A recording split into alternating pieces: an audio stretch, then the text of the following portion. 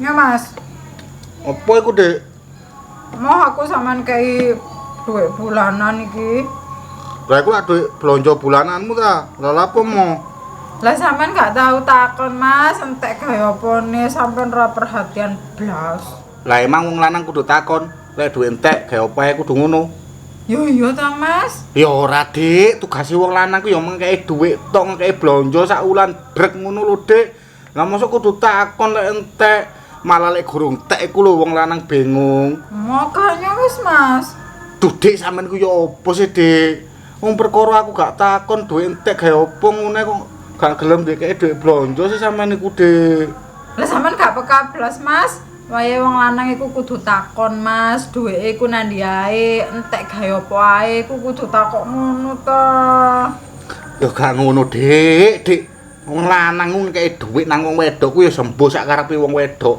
Lah entek takon ngono, "Dik, dhuwit entek gawe opae?" Ngono. Ya ora ngono, Dik, konsepe, Dik. Sampeyan ku ya apa sih, Dik? Malah lek dhuwit gak entek iku lho, aku takon. "Lho, Dik, dhuwit kok gak entek, Dik?" Sampeyan lapoe, Dik. Ngono ku aku takon. Lah lek dhuwit entek terus takon lho. Lah harga dirine wong lanang ya apa, Dik? Lek dikei dhuwit blonjo gawe sak wulan ku langsung entekno sedina ngono lho, Dik.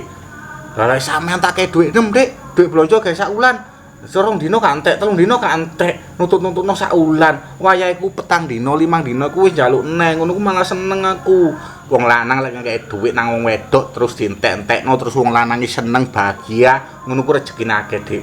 Sampeyan ngerti ya wong lanang-lanang sing rezekine dipersulit wae. Iku wong lanang-lanang sing saiki ngekei dhuwit terus dhuwite dientekno wong wedok terus takon, "Lho, Dik, dhuwit kok entek, Dik? Dhuwit entek sampeyan gawe apa?" Ngono ku lho, Dik. Ngono ku gak ilok, ngerti ya? Gak ilok. Wong lanang ngono ku gak ilok. Aku iku sakjane yo apa nang sampeyan iku, Dik yo. Sampeyan nek merasa kurang ngono aku bahagia. Ngono lho, Dik. Ojo wedi ngentekno dhek wong lanang. Lek sampean wedi ngentekno dhek wong lanang. Wong lanang ku lho mali rezekine seret, ngono lho, Dik. Kono ndang entekno.